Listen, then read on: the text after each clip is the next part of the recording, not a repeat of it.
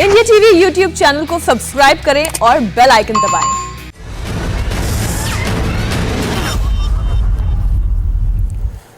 स्वागत है आप सभी का। आप देख रहे हैं कुरुक्षेत्र और हमारे साथ मेहमान सारे जुड़ चुके हैं। बीजेपी से संबित पात्रा जी हमारे साथ हैं, हमारे साथ तृणमूल कांग्रेस की लोकसभा सांसद हैं अपरूपा पोद्दार जी, और हमारे साथ लेफ्ट लीडर हैं सायना शाह हलीम जी। आप तीनों का बहुत बहुत स्वागत है। आज ममता बनर्जी की नंदीग्राम में जो सभा हुई दरअसल उसमें उन्होंने कुछ बहुत महत्वपूर्ण और दिलचस्प बातें कही। ममता बनर्जी अपने मंच से आज चंडी पाठ करती हुई सुनाई दी। फिर उन्होंने चेतावनी दी कि जो लोग हिंदू मुसलमान करते हैं वो मेरी बात का जवाब दें। मैं हिंदू घर में पैदा हुई हूं, हिंदू का मतलब क्या है ये बता दें। सीधा इशारा बीजेपी की ओर था। और संबित पात्रा जी फिर उन्होंने आपको दी चेतावनी और कहा कि मेरे साथ हिंदू कार्ड खेलने की कोशिश मत करना। देखिए सौरभ जी, अगर ममता बनर्जी वाकई जो माहौल आज बंगाल में है वो नहीं होता तो चंडी पाठ करने के लिए बाध्य नहीं होती। ये वही ममता बनर्जी है जो चंद दिनों पहले तक, आप याद होगा आपको, आप भी बंगाल जाते होंगे, हर गली चौराहे पे ममता बनर्जी नमाज पढ़ते हुए दिखती थी। ये वही ममता बनर्जी जी है जिन्होंने 2 साल पहले उन्होंने विसर्जन, माँ दुर्गा के विसर्जन पर रोक लगा दिया था। एक बार नहीं 2 बार रोक लगाया और दोनों बार हाईकोर्ट में जाकर परमिशन लेना पड़ा। हाईकोर्ट ने ममता जी को फटकार लगाया था कि इस प्रकार से आप रोक नहीं लगा सकते हैं। दोनों बार मुहर्रम के लिए लगाया था। ये वही ममता बनर्जी है जो रामनवमी के दिन जुलूस निकालने के लिए और रथ निकालने के लिए उन्होंने आज्ञा नहीं दी थी, अनुमति नहीं दी थी। कोर्ट से अनुमति लेके ये विषय करना पड़ा। सरस्वती पूजा को किस प्रकार रोका जाए कुछ स्थानों में, उन स्थानों के विषय में भी हमने डिबेट किया हुआ है। आज अचानक उनको चंडी पाठ करना पड़ रहा है, तुलसी की बेवरा में पानी देना पड़ रहा है, वहां नमन करना पड़ रहा है। तो कहीं ना कहीं ममता जी जो तुष्टीकरण की राजनीति को चरितार्थ कर रही थी, आज उनको झुकना पड़ रहा है और स्वीकार करना पड़ रहा है। मगर ये केवल और केवल कुछ दिनों का दिखावा है।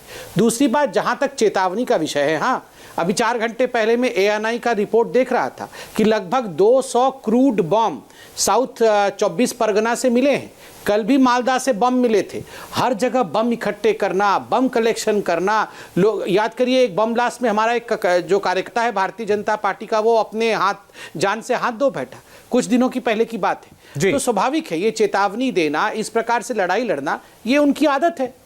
अच्छा, आपने 2 बातें कही। आपने कहा कि एक तो उनको चंडी पाठ इसलिए करना पड़ रहा है क्योंकि उन पर जो आपकी पार्टी मुस्लिम तुष्टीकरण का आरोप लगाती है, इससे उनको खतरा पैदा होगा कि कहीं हिंदू वोट छिटक ना जाए। और दूसरा आपने कहा उनकी चेतावनी हिंसा की चेतावनी है आपके लिए। जवाब देंगे अपरूपा जी? हाँ, हेलो रोहित जी, हेलो सौरभ जी। जी जी बोलिए मैडम। हाँ, सबसे पहले तो मैं कहना चाहूंगी कि संबित पात्रा जी ने एक बात कहा कि उनके बीजेपी के कार्यकर्ता का बम में बम फट के हाथ और वो इंजर्ड हो गए, बीजेपी के कार्यकर्ता। आप बताइए, नेशनल टेलीविजन में ये बताइए कि वायलेंस कौन फैला रहा है? बीजेपी का कार्यकर्ता बम लेके क्या कर रहे थे? किसके ऊपर वो बम फेंकने वाले थे? कौन सा बूथ पे ये लोग वायलेंस करवाना चाहते थे? ये बात उनसे पूछिए, क्योंकि उनके ही स्टेट के अध्यक्ष दिलीप घोष और सम्मानीय सांसद कहते हैं कि हम अगर बंगाल में बीजेपी शासन आ जाएंगे तो पुलिस स्टेशन जला देंगे, तो पुलिस को मारेंगे, पीटेंगे। कहीं बताइए, थाना को, लॉ एंड ऑर्डर को ये लोग खुद कहते हैं हाथ में ले लेंगे। दिलीप घोष मेदिनीपुर क्या कहते हैं कि सबके हाथ में तलवार ले लो, बीजेपी का सब कार्यकर्ता हाथ में तलवार ले लो। उनके नेता सायन देन वो क्या कहते हैं कि सबको पीटेंगे, सबको धमका रहे हैं। और ये है इन लोगों का कल्चर। और एक तो जो सवाल उन्होंने कहा कि ममता बनर्जी नमाज पढ़ती है, ममता बनर्जी चंडी पाठ कर रहे हैं। असल में संबित पात्रा जी, आप शुरू से ममता बनर्जी का वीडियोस देखते रहिए।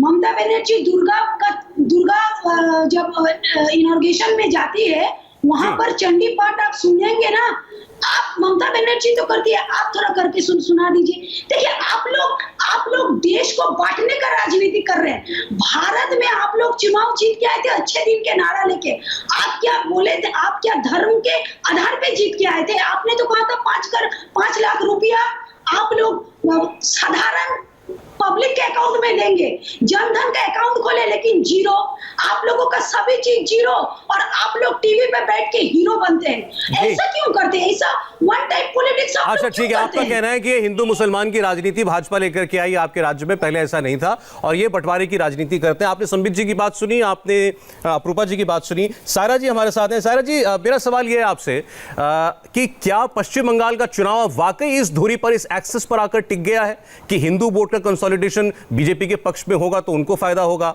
अगर ममता बनर्जी के ऊपर ये इल्जाम चिपक गया कि वो मुस्लिमों का तुष्टीकरण करती हैं तो उनको नुकसान होगा? देखिए, ये दोनों राजनीतिक दल जो है ना, ये सांप्रदायिकता का शासन खेल रहे हैं। अब ये बताइए, मैं इस बात से जो हूँ एकदम राजी नहीं हूँ कि अल्लाह का नाम या राम का नाम या राम जी का नाम या किसी भी धार्मिक कोई अगर राजनीतिक स्थान पर कोई भी प्रचार करे, क्योंकि इलेक्शन लड़ा जाता है तो वो नीतियों पे लड़ा जाता है, कोई धर्म के नाम पे नहीं लड़ा जाता। अभी देखिए, बेफजूल ये ऐलान हो रहा है कौन सबसे बड़ा हिंदू है, इसमें कोई मुद्दा है ये इलेक्शन लड़ने का? आप लोग अपनी पार्टियों का बताइए भैया, आपकी पार्टी ने क्या करा है अभी 5 साल, और आपके राजनीतिक दल ने क्या करा है?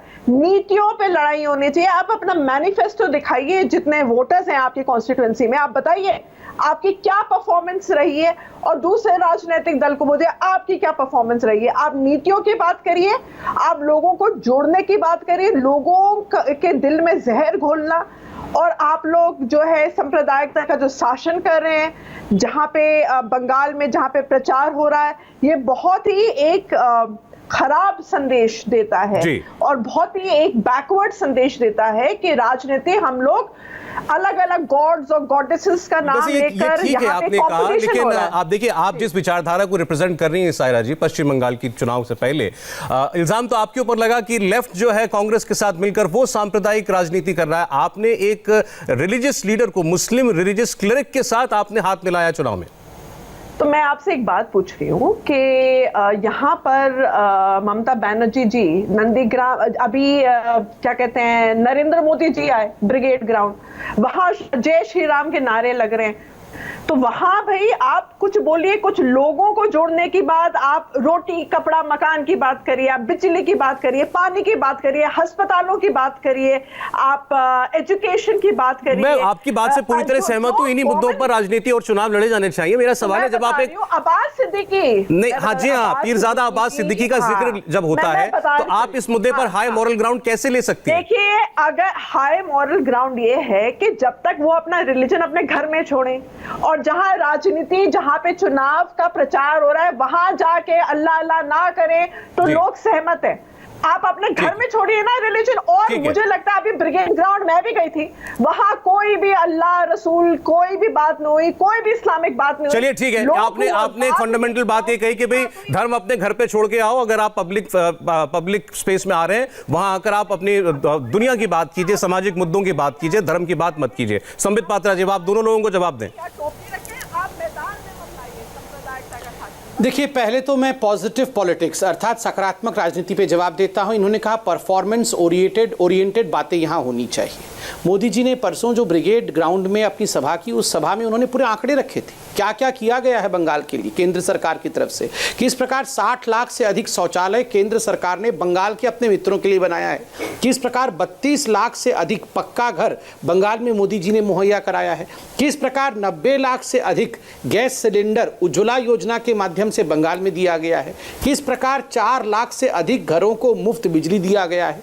और मैं अगर ये पूरा आंकड़े रखते जाऊं आपके सामने तो ये बहुत बड़ा आंकड़ा होगा। दूसरी बात, हमारी यहाँ पर जो टीएमसी की प्रवक्ता है, उन्होंने कहा जनधन अकाउंट में क्या हुआ। मैं आंकड़ा दे देता हूं, केवल और केवल महिला जनधन अकाउंट पूरे देश में 20 करोड़ है, जिसमें कि 500 रुपए आपको कोरोना के समय भेजे गए थे, 30,000 करोड़ रुपए उसमें रकम जमा है। बंगाल में जो केवल बंगाल में जो लाभार्थी है जनधन अकाउंट का, वो 1.92 लगभग 2 करोड़ के आसपास हमारी महिलाएं हैं, जिसमें 3,000 करोड़ रुपए अभी तक जमा है। तो ये आंकड़ों की बात है। और देखिए, इन्होंने कहा कि वायलेंस हम करते हैं, मैं आपको याद दिलाऊंगा सौरभ जी, आप 7 दिन पहले वो 80 साल की माँ की फोटो दिखाई। एक 80 साल की माँ पे जिस प्रकार अटैक किया गया टीएमसी के कार्यकर्ताओं द्वारा, जिस प्रकार से उसका मुंह सुलझा दिया गया और वो महिला बेचारी अस्पताल के अंदर आज भर्ती है। वायलेंस क्या होता है आप हमसे पूछ रहे हैं। 130 कार्यकर्ता हमारे जो है वो शहीद हो गए, आपके कार्यकर्ताओं ने उन्हें मार डाला। उनका तर्पण जेपी नड्डा जी ने 100 से अधिक कार्यकर्ताओं का किया है। जहां तक लेफ्ट का सवाल है, देखिए लेफ्ट तो यही वही लेफ्ट है, हमारी बहन बैठी हुई है। आप याद करिए 30 साल तक लेफ्ट का एक ही स्लोगन था, कांग्रेसेर हाथ कालो हाथ, मोड़िए दाओ भेंगिए दाओ।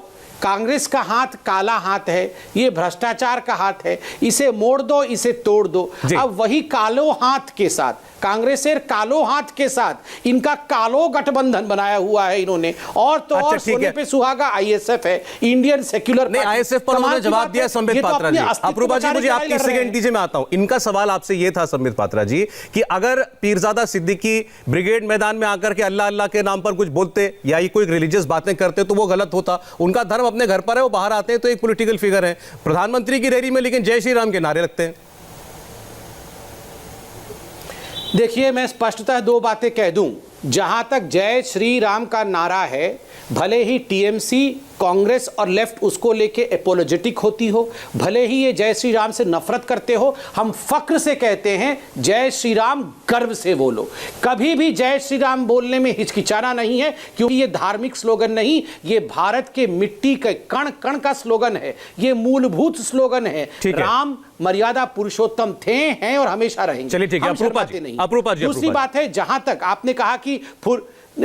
आपने कहा कि ये जो अब्बास सिद्दीकी हैं, ये घर में अल्लाह अल्लाह करते होंगे, बाहर नहीं करते हैं। देखिए ये तो फुरफुरा शरीफ के मौलाना है। इन्होंने क्या क्या कहा हुआ है हिंदुओं के खिलाफ, 50 करोड़ से अधिक हिंदू मर जाएं, और भी किस किस प्रकार की बयानबाजियां की हुई है वो हम सबने देखा। चलिए ठीक है, मैं जवाब ले लेता हूं। जरा भाषण दे रहे हैं, पहले तृणमूल कांग्रेस की तरफ से अपूर्वा जी आपको जवाब दें, उसके बाद सायरा जी आपको जो कहना है। अपूर्वा जी। सौरभ जी, संबित पात्रा जी देश को गुमराह कर रहे हैं, झूठ बोल रहे हैं। जो बूढ़ी माता, 80 साल की बूढ़ी माता के बारे में कहा जा रहा है, वो हमारे भी मां समान है, हमारे भी घर के ही एक सदस्य है, क्योंकि तृणमूल कांग्रेस बंगाल के सभी परिवार से जुड़ा हुआ है। उनको कहिए है कि गोविंदो मजूमदार और घोरा मजूमदार जो उनके परिवार के हैं, वो वीडियो करके पूरा बंगाल में कह दिया है कि ये झूठा है, मेरा दादी का तबीयत खराब है, वो 3 साल से बेड रिडन है। दूसरा बात है, संबित जी मैंने आपका बात सुना, आप अपना बात बाद में रखिएगा। आप बताइए कि आप लोग 2014 से लेके आज 2021 7 साल में आप रिपोर्ट कार्ड अच्छा, 1 मिनट अपूर्वा जी, जरा इस विषय को क्लियर कर लें, क्योंकि इस पर चर्चा बहुत होती है। आप ही बात कीजिएगा। ये जो महिला थी, 80 साल की बुजुर्ग महिला थी, उनका चेहरा सबने देखा, कैसे उनका चेहरा सूजा हुआ था, चोट के निशान पूरे चेहरे पर थे। कोई व्यक्ति उस तस्वीर को देखकर आहत हुए बगैर रह ही नहीं सकता। उनके बेटे ने यह कहा कि मेरी माता जी को तृणमूल कांग्रेस के लोग आए थे, उन्होंने मारा। ये उनके बेटे का बयान है। नहीं, उनका नाती आप नाम लिख लीजिए, गोविंदो मजूमदार और घोरा मजूमदार का वीडियो है हमारे पास। आप कहिए तो चैनल में मैं भेज दूं। उन्होंने खुद कहा है कि मेरा दादी न्यूरो पेशेंट है और वो 3 साल से बेड रिडन है। अब एक बताइए, बेड रिडन आप ये कह रहे हैं कि जो जैसा हमने उनका चेहरा देखा, मैं सिर्फ समझना चाह रहा हूँ अपूर्वा जी, मैं सिर्फ आपका स्टैंड समझना चाह रहा हूँ। आप ये कह रही हैं कि जैसा चेहरा उनका दुनिया ने देखा, वो किसी बीमारी की वजह से है, चोट किसी के मार या चोट की वजह से नहीं है। नहीं, ये हम नहीं कह रहे, उनका घर वाला क्लैरिफाई किया है। उनका घर वाला, उनका नाती घोरा मजूमदार और गोविंदो मजूमदार क्लैरिफाई किया। ठीक है, ये क्लैरिफिकेशन मेरा और अच्छा ठीक है, 10 सेकंड का एक रिबटल संबित पात्रा दे दें, केवल 10 सेकंड संबित जी। नहीं किया। चलिए संबित पात्रा जी, आप लोग रिपोर्ट कार्ड आप भूल जाइए ना, जनता और बंगाल के एक सेकंड मैडम, बस इनको इस पॉइंट पर, इस विषय पर ये आपको काउंटर करना चाहते हैं, इनकी बात सुन लें 1 मिनट जी, बोलिए। ठीक है, सुनिए। देखिए, आप छोड़ दीजिए नाती पोते क्या बोल रहे हैं, बेटे भी हमारे पक्ष में बोल रहे होंगे, उसको भी भूल जाइए। आप चलाइए मजुमदार मैडम, जो वो माँ है, उनके बाइट को चलाइए। उन्होंने खुद मीडिया के सामने अपने व्यथा को व्यक्त किया है कि किस प्रकार 4:30 बजे सुबह उनके घर में लोग घुस आए और खूब पिटाई की उनकी, और उन्होंने कहा है मेरे बदन के हर अंग में दर्द हो रहा है। और कितने करुणा के साथ कहा है उस माँ ने। उसके बावजूद भी माँ माटी मानुष का डंका बजाने वाले लोग माँ की बात पर विश्वास नहीं कर रहे हैं। आप कह रहे हैं कि वो महिला झूठ बोल रही है। मुझे तो शर्म आता है। आप खुद एक महिला हैं, आप एक बेटी हैं, आप एक माँ होंगी, मगर आप इस प्रकार एक माँ को झूठी बोल रही हैं। ये मुझे लगता है आपको माफी मांगनी चाहिए पोद्दार जी। नहीं संबित पात्रा जी, मैं झूठ नहीं बोल रही हूँ। आपका जो देश का गृह मंत्री कह रहे थे कि अपने पास देश के गृह मंत्री के पास 35 लाख फेक व्हाट्सएप ग्रुप है। मैं उस आधार पे कह रही हूँ। 35 लाख कहाँ से आ गया? वो तो मैं तो बोल रहा हूँ, आप उन माता जी का ब्राइट चला दीजिए।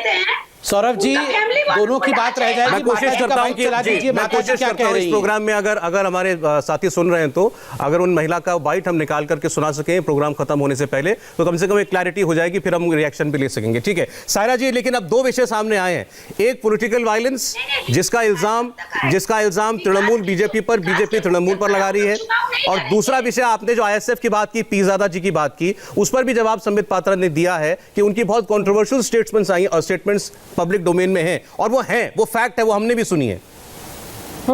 देखिए मैं बता रही हूँ, आप सारे जो ट्रैक रिकॉर्ड देख लीजिए, जो MLAs जो बीजेपी में इंडक्ट हुए हैं, उनके हाथ जो हैं करप्शन से रंगे हुए हैं। शारदा नारदा स्कैम, वो आप डर डर के एकदम ट्रक भर के वो जो है भाजपा ज्वाइन कर रहे हैं। भाई भाजपा ज्वाइन करना मतलब क्या गंगा स्नान हो गया? और भाजपा के भी लीडर देख लीजिए, बहुत लोग में करप्शन का, किसी का रेप का इल्जाम, कभी किसका इल्जाम, किसका क्या, उनने अगर कुछ दिए है भाषणबाजी, लेकिन उनको भी एक मौका मिलना चाहिए ना to pull up his socks, के वो अपने आप को रिडीम कर सकें। और अभी एकदम जो है, अभी जो जिसके साथ उनने कोalition में आए हैं, वो उनका जो है आइडियोलॉजी बहुत क्लियर है कि हम लोग बाहर राजनीतिक क्षेत्र में कोई भी इस तरह की सांप्रदायिकता का शासन नहीं करेंगे। हम लोग अगर इलेक्शन लड़ेंगे, हम नीतियों को लेकर इलेक्शन वो ठीक है, मगर जो वो बोल चुके हैं उससे आप पीछे कैसे छुड़ाएंगे उनके? मैं आप कहेंगे तो मैं वो बाइट भी सुना सकता हूं जिसमें वो कह रहे हैं कि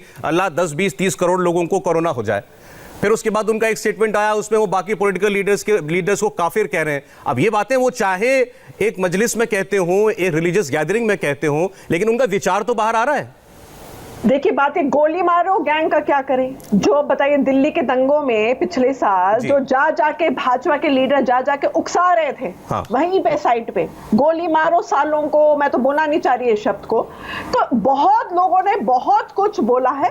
ठीक है, अभी जो है आप एक नया एकदम न्यू लीफ की तरह आए, जो बोला है भड़काऊ जिसने भी स्टेटमेंट दी है, और आप लोग बिल्कुल क्लीन जो एकदम साफ राजनीति पर आप लोग अपना ध्यान दें और नीतियों पे लड़िए। मैं बार इस बात को दोहरा रही हूँ, नीतियों पे राजनीति। ठीक है, आपकी बात से हम ये समझे पीरजादा ने जो कुछ भी बोला हो, अब वो पॉलिटिकल लाइफ में आ गए हैं, उन्होंने जो पीछे बोला वो जाने, उससे आपका कोई मतलब नहीं है। बिल्कुल। मुझे तो बड़ा आश्चर्य हो रहा है कि लेफ्ट ये कह रही है। और देखिए शायरा सलीम जो है वो एक पढ़ी लिखी भद्र महिला है।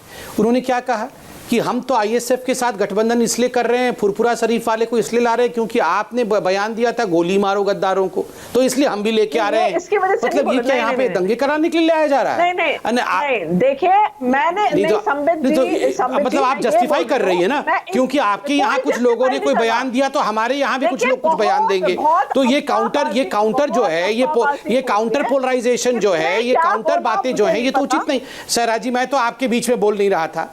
शायरा जी, मैं तो आपके बीच में बोल नहीं, सुन लीजिए, परेशान मत होइए। दूसरा, आपने कहा कि मंच पे अल्लाह अल्लाह नहीं करना चाहिए। मैं तो आज रिक्वेस्ट करूंगा वो सारी बाइट निकालिए, कौन मंच पे अल्लाह अल्लाह करता है। पहले तो ममता जी का बाइट निकालिए। ममता जी ने मंच पर खड़े होकर कैसे आयात पढ़े थे, ला इल्ला इल्लल्लाह के नारे लगाए थे ममता बनर्जी जी ने। उस समय तो वो बाहिरागत और बाहरी नहीं बोल रही थी, उस समय वो हिंदी में बोल रही थी कि मैं आज भाषण हिंदी में दूंगी, कलकत्ता में भाषण दे रही थी और पूरा का पूरा आयत पढ़ा था। ये बाइट भी निकाल के दिखाइए आप। ये बहुत सिलेक्टिव लोग हैं, जय श्री राम से इनको चिढ़ है, मगर आयात पढ़ने में, नमाज स्टेज में पढ़ने में कोई आपत्ति नहीं। ममता बनर्जी आज एक देवी के मंदिर भी गई, तो वो एक मजार पे भी गई। वो यही तो कहती हैं कि मैं किसी एक संप्रदाय की राजनीति नहीं कर रही। देखिए, तो मैंने तो आपको शुरू में ही कहा, अगर संप्रदाय की राजनीति नहीं कर रही है तो दुर्गा पूजा को विजयदशमी के दिन विसर्जन से क्यों रोक दिया? अगर विजयदशमी के दिन ही मुहर्रम पड़ गया था तो दोनों के लिए अलाउ करती, क्योंकि वो तो बिल्कुल धर्मनिरपेक्ष हैं, वो सेक्युलर हैं। तो आप विसर्जन भी होने देती और आप मुहर्रम भी होने देती, दोनों का रोड अलग अलग मुहैया करा देती। मगर नहीं, आपने 2 बार ऐसी परिस्थिति आई जिसमें विसर्जन को रोक दिया, हाईकोर्ट को फटकार लगाना पड़ा। रामनवमी के दिन भी आपने जुलूस को रोक दिया। क्यों रोक दिया? अगर आप धर्मनिरपेक्ष होती तो ये नहीं करती ना। चलिए, अच्छा ठीक है, हम इससे पहले एक विषय पे बात कर रहे थे। आपने सवाल उठाया था 80 साल की एक बुजुर्ग महिला को मारा गया टीएमसी के कार्यकर्ताओं के द्वारा। वो उनकी वो बात, हाँ, उनका जो बयान है वो हमारे पास आ चुका है। मैं चाहता हूं एक बार इसको सुन लें। अपूर्वा जी, फिर मैं आपके पास आता हूं। उन महिला ने क्या बताया था जब उस हादसे के बाद उनके पास मीडिया के लोग पहुंचे। ওকে মাথায় বাড়ি দিয়েছে, কারা মেরেছে? ওই তৃণমূলরা মেরেছে। আপনাকে কি করেছে?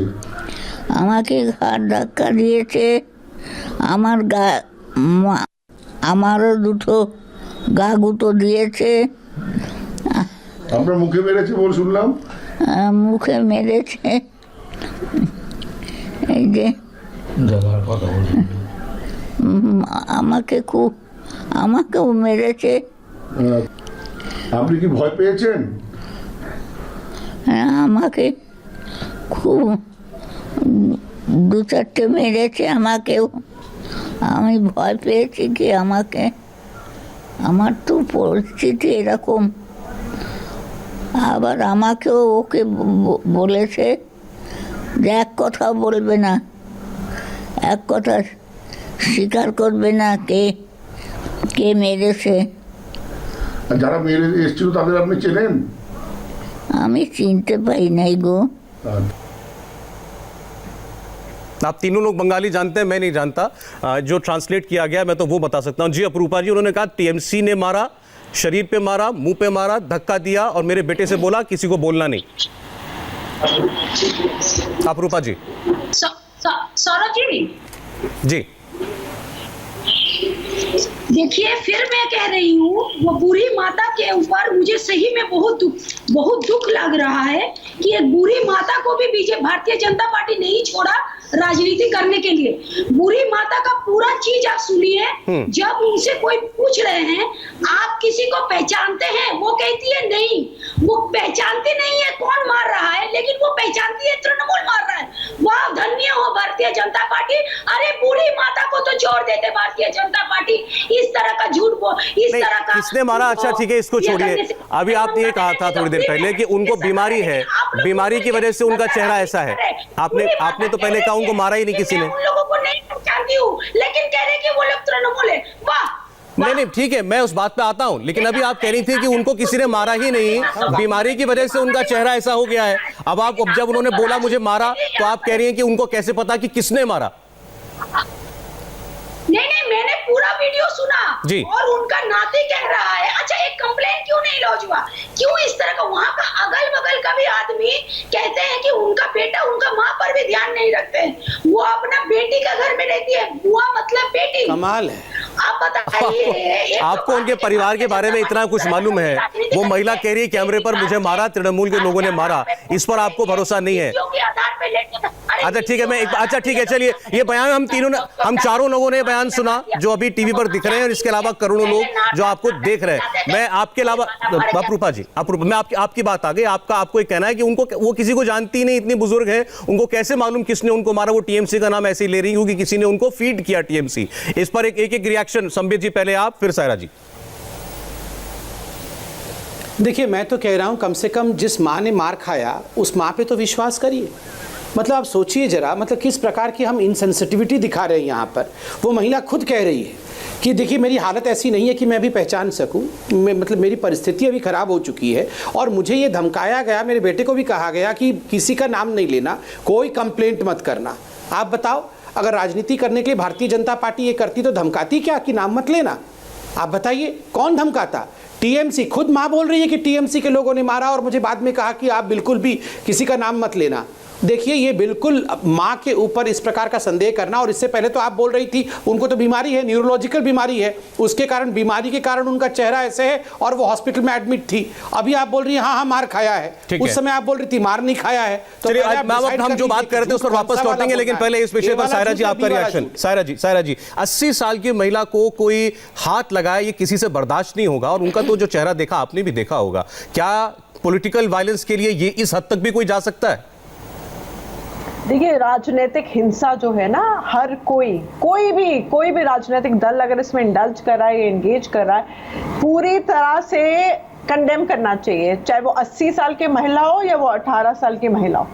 किसी भी तरह की हिंसा किसी को भी बर्दाश्त नहीं करनी चाहिए। किसी तरह की रिगिंग, किसी तरह का अपहरण, किसी तरह का वायलेंस, किसी तरह की भी पॉलिटिकल हिंसा। आप लोग जितने भी पार्टियों से यहाँ पे जो प्रवक्ता बैठते हैं, मुझे लगता है कि आप लोग इस बात से सहमत होंगे कि कोई भी तरह की हिंसा कोई भी बर्दाश्त नहीं करेगा, यहाँ का कोई भी सिटीजन। जी ठीक है। हम लोग बात कर रहे थे कि क्यों ममता जी जो हैं वो मंदिर भी घूम रही हैं, कभी बाजार पर जाती हैं।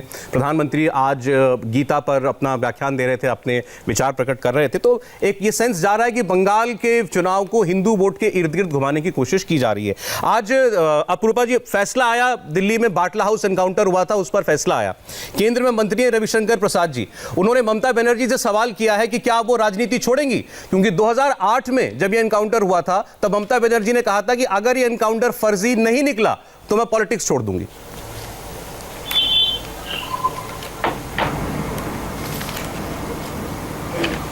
सुना आपने अपूर्वा जी?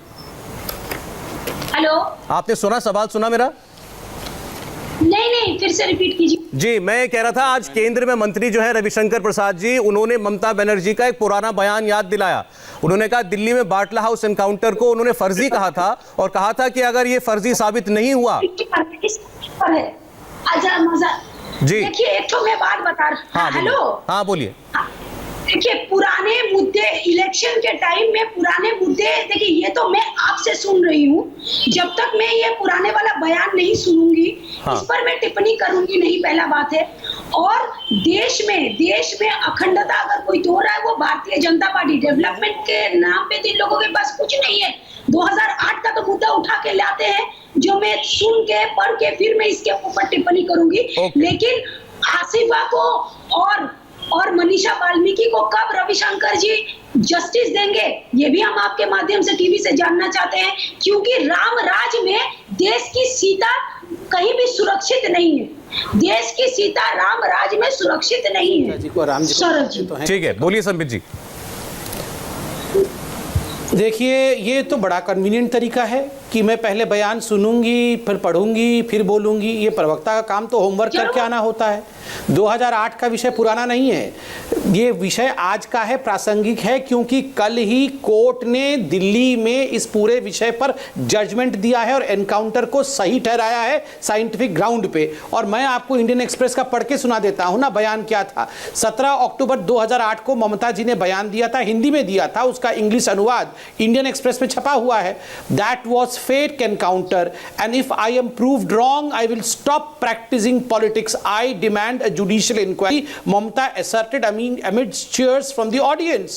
ये ममता बनर्जी ने कहा था, और कुछ चैनलों ने आज वो बयान भी दिखाया है ममता बनर्जी का। अमर सिंह जी के साथ में थी ममता बनर्जी और बाटला हाउस के स्थान पर ही खड़े होकर ये बयान दे रही थी। तो क्या वैसे तो अब थोड़े दिनों बाद राजनीति छूटी जाएगी, मगर क्या आज ममता बनर्जी इस बात को एक्सेप्ट करेगी? जो तुष्टीकरण की राजनीति ममता बनर्जी कर रही थी, जो तुष्टीकरण की राजनीति 2008 में सीपीआईएम लेफ्ट पार्टी और कांग्रेस पार्टी कर रही थी, आज उसकी धज्जियां उड़ गई हैं। ये सारे लोग बोल रहे थे हम तो हिंदू मुस्लिम नहीं करते हैं, हम तो बड़े सेक्युलर और बढ़िया हैं। आज सब पोल खुल गया है बाटला हाउस एनकाउंटर में। उस समय कैसे छाती, सोनिया जी तो सो नहीं पा रही थी, वो रो रो के बुरा हाल था आतंकवादियों की डेड बॉडी देखकर।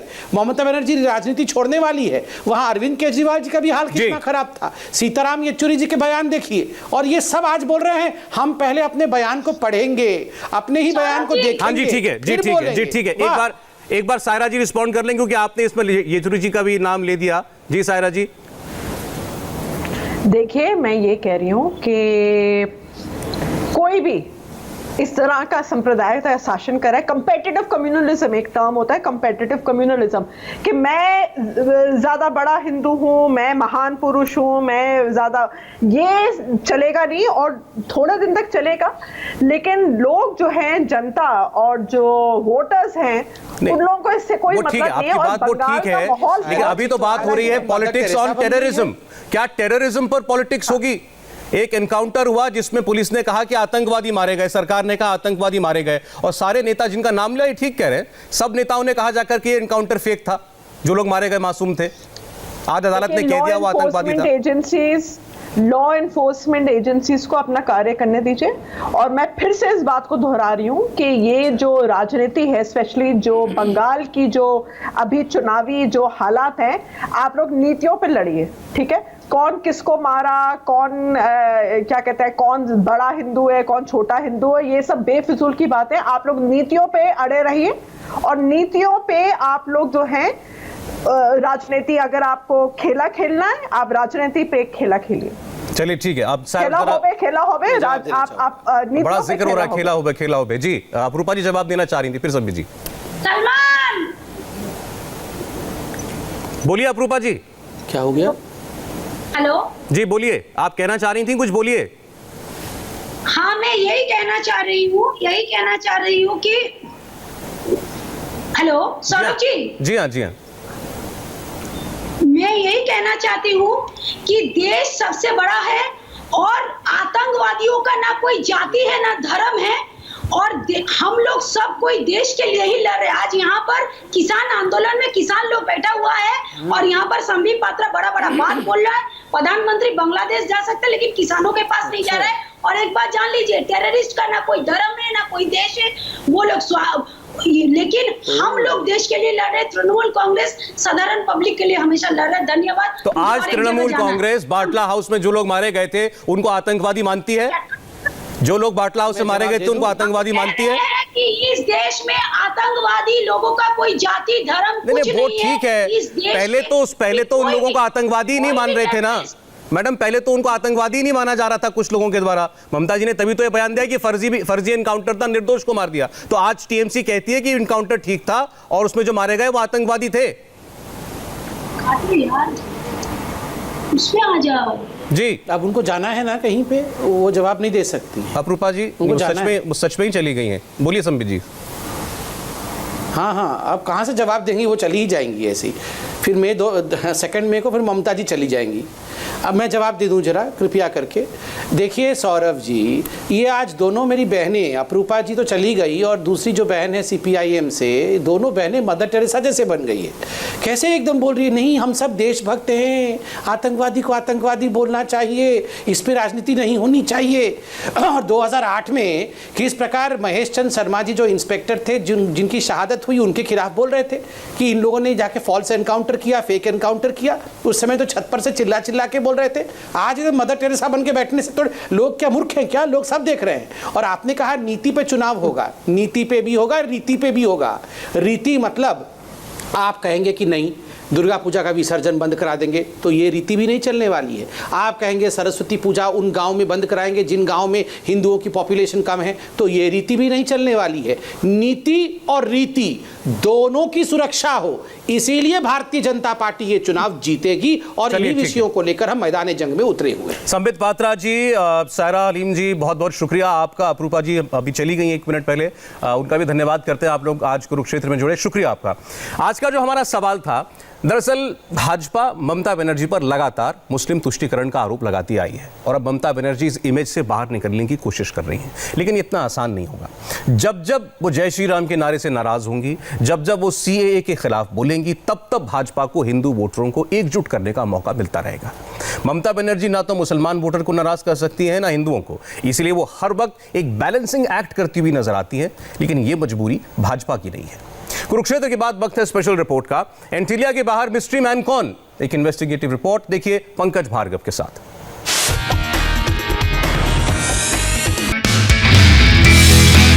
नमस्ते, मैं हूं मीनाक्षी जोशी। वीडियो और खबरों से अपडेट रहने के लिए India TV YouTube channel subscribe करें, बेल आइकन दबाना ना भूलें। जुड़े रहें इंडिया टीवी के साथ।